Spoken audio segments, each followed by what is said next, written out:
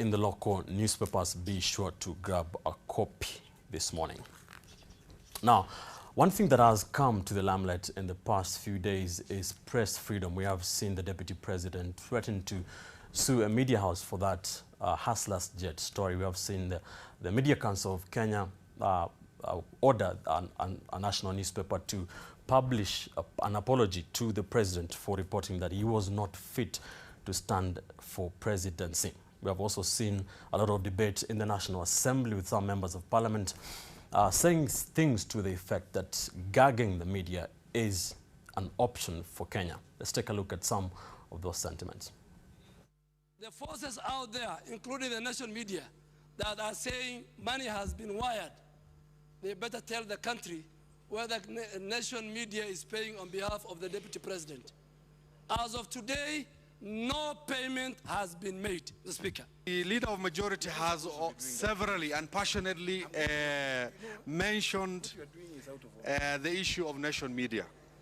And quite some extent almost saying, justifying that what happened in our neighboring countries now, attack on media, is actually acceptable. I wanted to know, should we start telling our brothers in national media to start packing their very important servers and put them away before a raid happens on them? And no wonder the national media, their sister station, has been closed in Uganda. I must also tell the national media group that the freedom of expression does not extend to propaganda, Mr. Speaker, or to incitement, Mr. Speaker. Because when I look at the history, Mr. Speaker, these are the same people that were covering a demonstration in live to incite this country against this house. A very sensitive issue. Let's now bring in Macharia, the chairman of the Kenya Editors Guild, as well as Sekou Owino, a legal expert on this. A very important decision. Thank you for joining us in the studio this morning. Mr. Gaitho, we have seen the clerk of the National Assembly. We'll comment on that clip later. Order a journalist out of the press center at the parliament. What's your take on that? I think that's a very brazen assault on the freedom of the media, specifically the freedom of the media to cover parliament. I know they gave the excuse that they need the space, but I would call that nonsense, just an excuse. Because what they are hitting back at the way the media has been covering the agitation for extra money. As simple as that. The Constitution is very clear that Parliament must be conducted in the open and that the media must not be restrained from its coverage of Parliament. Those are constitutional guarantees. What they're trying to do is to create a situation where the media is not able to cover Parliament properly. They are saying that the media can use the press gallery. The press gallery is not enough because it is not a place you can take your tape recorders or your laptops. You still need a space from where you can watch the proceedings and work on your stories simultaneously. Without that, we are really hampered in our coverage of Parliament. And they have gone further and now even locked the media out of the restaurant. I don't think there's an issue of space there. I think it is just pure harassment. Where will this lead? Where will this leave Kenya? I think we will see what to do next. I think initially my gut reaction was that we should then stop covering Parliament if that is what they want. But I realized that that is what they want so that they can have the freedom to do their things in the dark, pass bills in the dark, increase their salaries in the dark, and do whatever else they want to do in the dark. So we will continue to expose them. We have seen that clip we've just watched now. We have seen a lot of retrogressive dialogue in Parliament. One member of Parliament saying something to the effect that what happened to our sister newspaper in Uganda, the Daily Monitor, the siege for a few days, was something that was an option in Kenya. Sekou, should Kenyan media live in fear of a raid like what happened a few years ago to the Standard Media? My response as a lawyer is that they shouldn't. We have a constitution that is more than double-barreled with regards to protections of the media. As and when that happens, we would then have to know that there's a constitution in this country Parliament itself needs to be reminded that nobody was born a parliamentarian. They need to be reminded that Parliament is a creation of the same constitution that accords the media the freedoms that they have.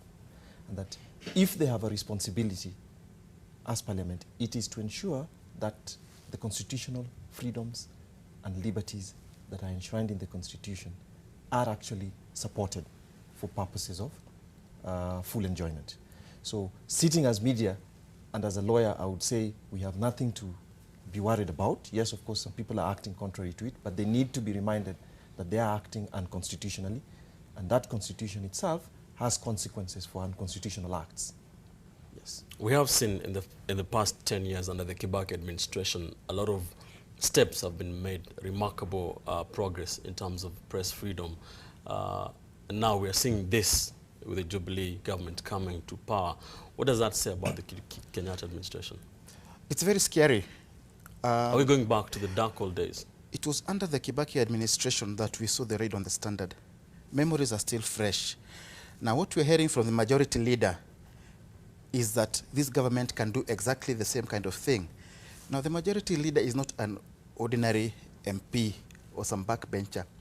He is the voice of the government in Parliament. So what he says, those warnings and those threats are not dual as threats. We will take them as threats by the Uhuru Kenyatta government. And I think we would want to have assurances that such a thing cannot even be contemplated. What should Kenyan media do? Start with you then, Sekou. What should be our response as media practitioners to what has been happening in Parliament? I think we have to ask these parliamentarians to read the Constitution. As simple as that. And to get a basic understanding of what the Constitution is all about in terms of media freedoms, and also to understand what democracy is about. Because I think the kind of thing we're seeing is not just an assault on media freedom. We're actually seeing something I would call, we're no longer a parliamentary democracy. We're becoming a parliamentary tyranny. And I think Kenyans have to guard against that, because once you hit the media, then who do you hit next? You hit the opposition, you hit ordinary citizens, you need anybody else. You hit anybody else with a contrary voice. The media, the job of the media is to be watchdog of society, and our job is to hold power accountable. Sekou, what do you say about our job as media practitioners? You, of course, work for a media house. What do you say about the ability of Parliament? You have seen Parliament wanting to change the Constitution, or rather to refusing to assent to some gazette notices to hike their salaries. Is it possible for them to change the Constitution? As you said, it's all in the Constitution about media practitioners. Yes, okay, it's true. Parliament is the legislative body for the nation, the country.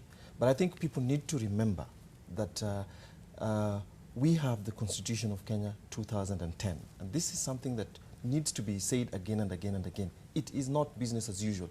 The Constitution of Kenya 2010, technically speaking, was a revolution without bloodshed, and a revolution by the people.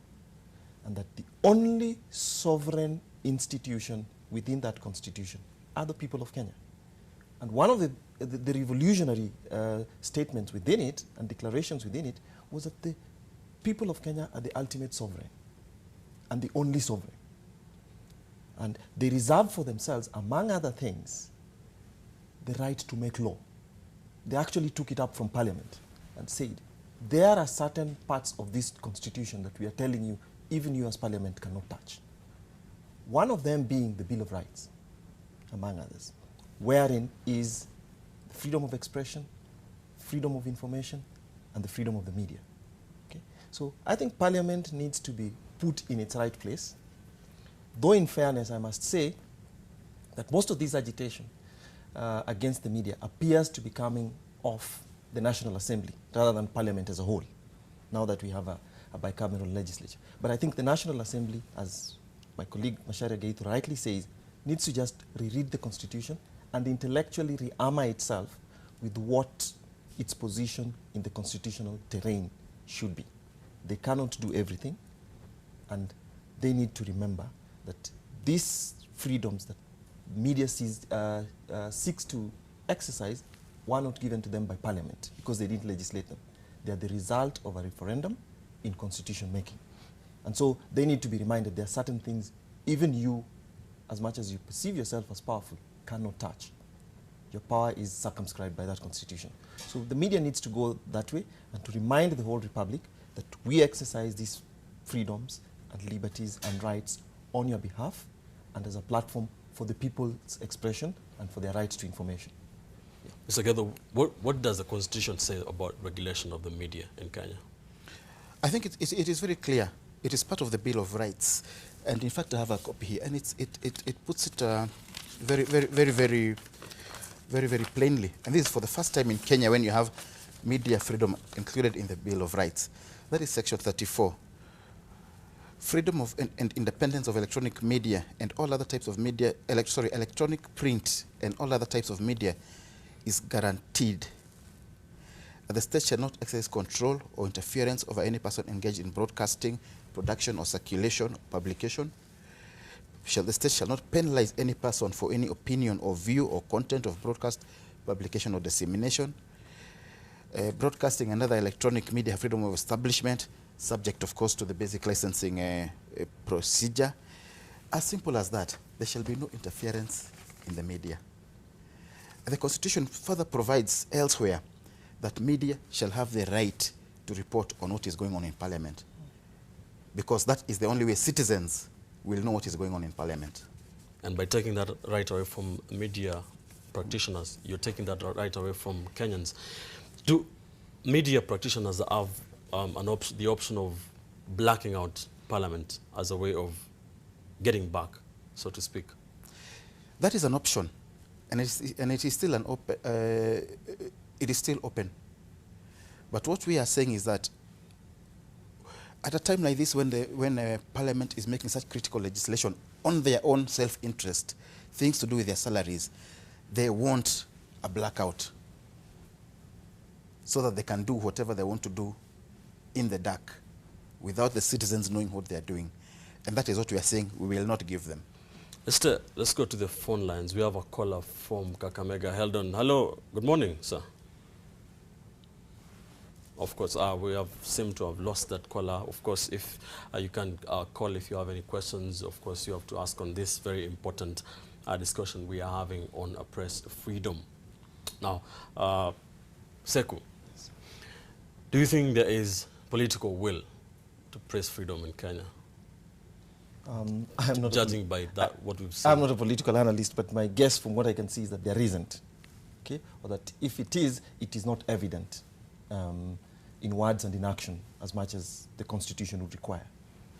Gaitho, what's your take on that? I would agree with Sekou. It is not evident, because what we have seen parliamentarians saying the last few days, it means that they do not want to respect the freedom of the media. It was forced on them, I would say. Would you say that Kenya, of course, Kenya has one of the most vibrant media industries on the continent. Would you say Kenyan media is taking a bit too far, like what, I'm being the devil's advocate here. Would you say that we are taking it a bit too far, the press freedom thing? You know, I would say it is better to have too much freedom than too little freedom. And when you have that freedom, there are no boundaries. It is up to you to push the boundaries as much as you can. I think, in fact, we exercise a great deal of self-restraint. And we have been criticized very harshly for that. You all know how we have been criticized over our coverage of the elections. Self-restraint. So really, you cannot say that we are abusing our freedoms.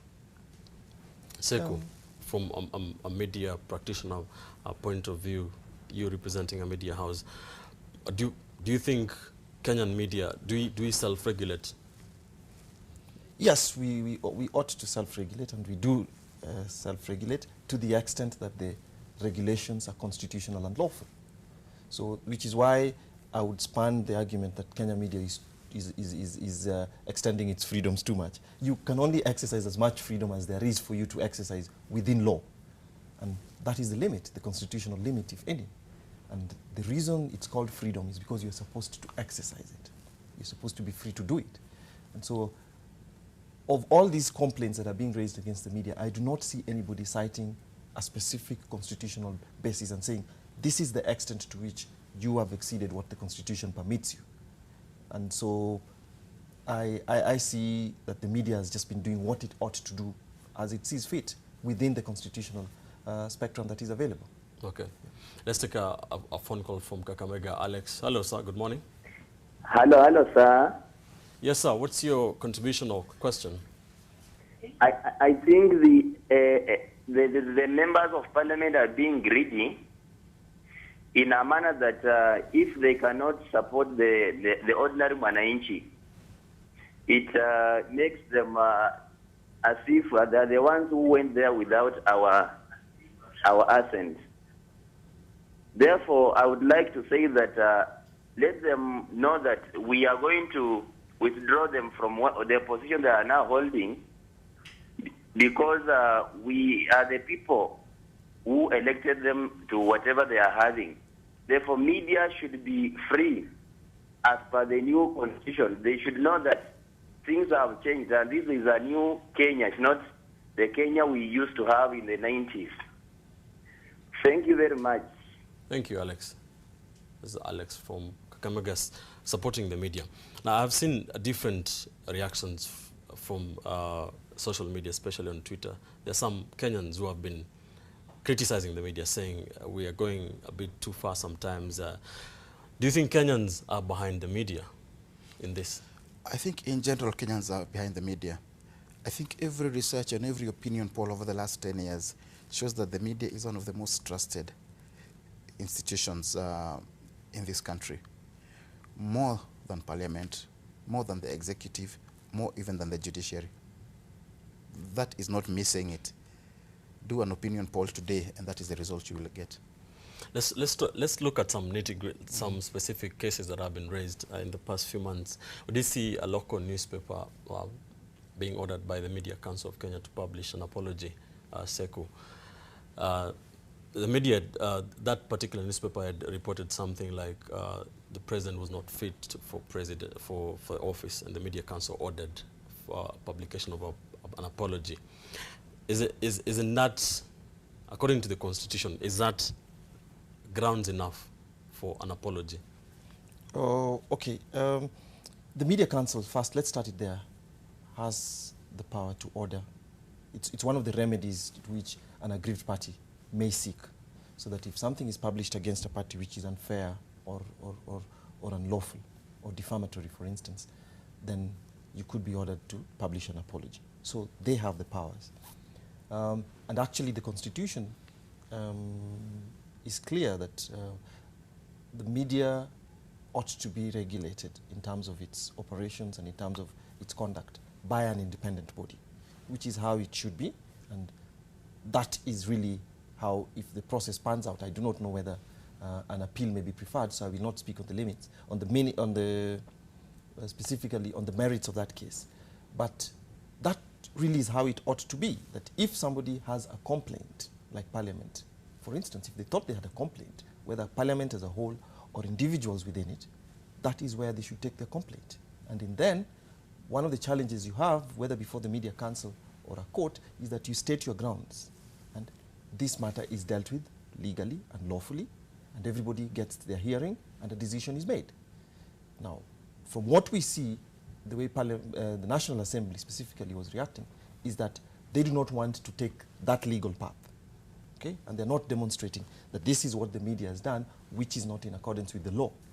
Instead, they are issuing threats by citing examples of tyrannical conduct across the borders and saying, we too could do this.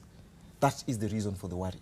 The rule of law really is that if there is anything that the media has done or has failed to do that does not meet legal standard, then you challenge them on that, either before the Media Council or before a court of law. It is adjudicated upon, with everybody given their rights to be heard. None of those reliefs or orders that are available include locking the media out of coverage of public institutions. Gaitho, before you respond to that, let's talk to Kiprono from Nakuru. Hello, sir. Good morning, Kiprono. Morning. Yes, sir. What's your contribution to this Okay, issue? my contribution is about the freedom of press. Yes, sir. Go on. So I want to highlight the members of parliament that what they are doing is trying to intimidate, especially the nation media group. Because one thing is, they should respect the freedom that is found. They are trying to say that there is a limit, but no.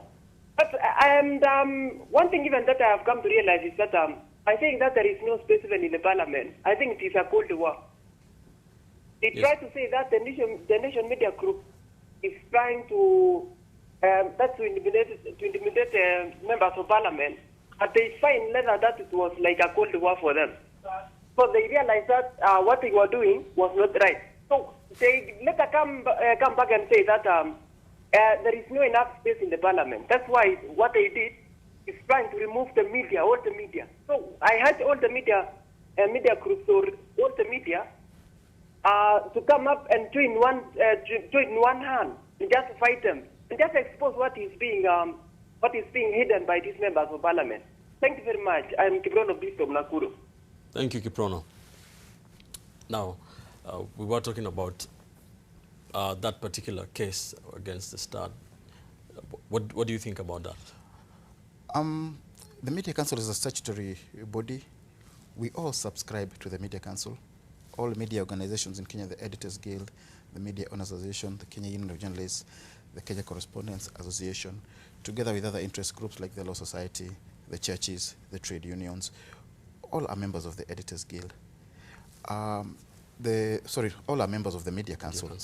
Now, the Complaints Commission is an independent organ within the Media Council, and we respect it because we are part of it.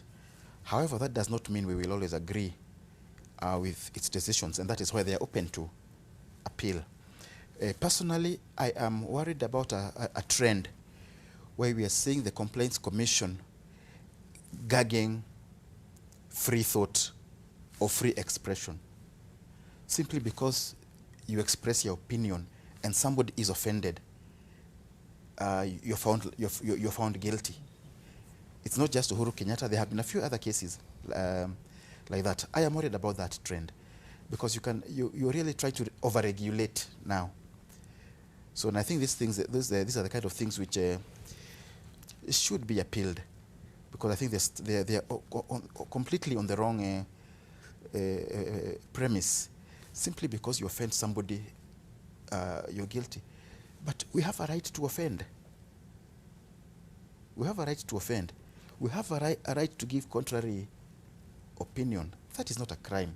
So those things should be looked at afresh. The Media Council has in the past been accused of being a toothless dog. Would you agree to those sentiments currently? Not at all. I think if you look at the number of cases it has handled and the decisions it has made, it is not a toothless bulldog at all. Sekou, the Media Council performance. Mm.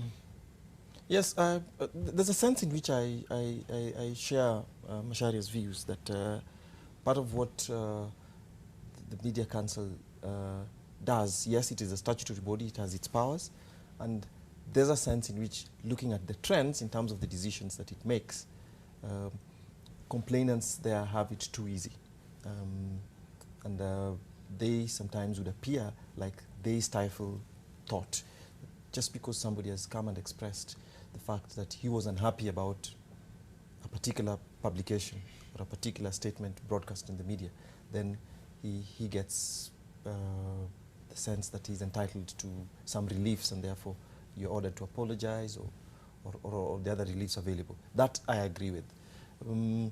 But the good thing about that as well is that there are options. You can appeal those decisions, and let's see how those pan out. In the past few years, social media has emerged as a very powerful tool in passing of information as well as news. How should we as Kenyans approach the issue of social media? Well, okay, I see social Especially media as just part of the media. I mean, it's the reality of that the technology of the times make available for us. And part of what Parliament, rather the National Assembly, for instance, needs to be aware of is that controlling the media with the technology that is available is going to be more and more difficult. So the advice I would give to them, even if unsolicited, is that you're better off dealing with the traditional mainstream media, which has ethics, okay, which has tradition and standards that are set for themselves, so that you have a way of dealing with them. Social media, in the way it is structured, is a totally different thing. You may never even find them to complain against them at the Media Council and all the other complaints channels that are available to you. And that therefore, if you created the traditional media, as we call it, and supported them and enabled them and created an understanding with them, you're better off, because then you get the opportunity of a double barrel cooperation with them, rather than having social media, which is unregulated, be the main force for platforms of information dissemination. Yes. So Gaitho, the fact that or rather the Nation Media Group has been mentioned, of course other media houses have been mentioned, are at loggerheads with the powers that be. Does that mean as Kenyan media we are doing something right? I think as Kenyan media we're doing almost everything right. We will make mistakes. Everybody makes mistakes. But those are not mistakes that call for drastic action or reactions. Kenya media basically, I think, has been very, very responsible by and large, apart from a few what we call the gutter press, which like social media are difficult to regulate. But I think there's no point trying to regulate what you might call the unregulatable. Deal with the established mainstream registered media houses, and I think all of them in Kenya are doing a very good job. As for social media, it has brought a whole new ball game. It has made many of our institutions in terms of regulatory processes redundant, because it falls under the radar. But it is also making much of the traditional media redundant in terms of the speed and the freedom within which it operates. You can't kill it, you have to learn to live with it. Let's talk to Mercy from Kiambu. Hello, Mercy. Yeah, hello, how are you? Fine, thank you. Yeah, I would like to make my contribution. Yes, go ahead. Yeah, I'm saying the media was a powerful, effective tool during the campaign. Yes, and yes, then continue. please use the media to show us where they were campaigning. And if they're not doing anything wrong in Parliament, why would they block the media out of Parliament? So it's a shame on their part. And they are very dishonest people. So media should be allowed, and you have the back of the public. Thank you. Thank you, Mercy. As we wind up, gentlemen, 50 years, Kenya is celebrating 50 years this year. With the steps that have been made in terms of media freedom over the years, and what has been happening in Parliament, Kenyans are thinking that we are going back to the dark old days. What would be your message to the powers that be in terms of press freedom in Kenya today? I think I would ask them to remember that we are going to 50 years old. We cannot go back to the behavior of that one-party state mentality. There will always be a divergence of opinion. Those constitutional guarantees cannot be taken away.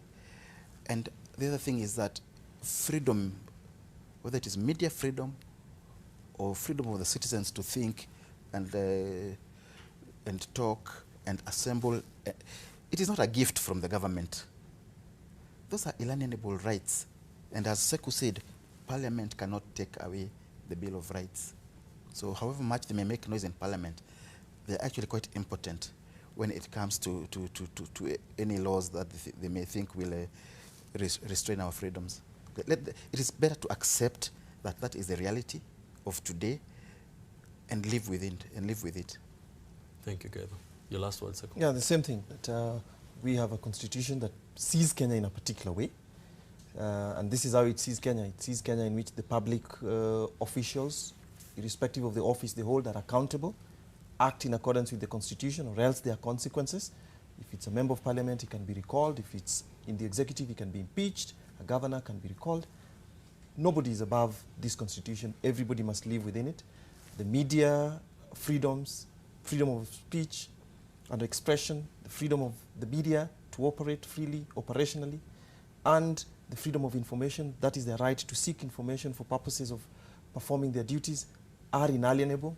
They are confirmed by the Constitution to be, technically speaking, beyond Parliament and unassailable, and therefore Parliament has to learn to live with them and to remember that those liberties do not exist to make any particular individual happy in this country. They're just to be exercised for the fullest enjoyment of the citizenry.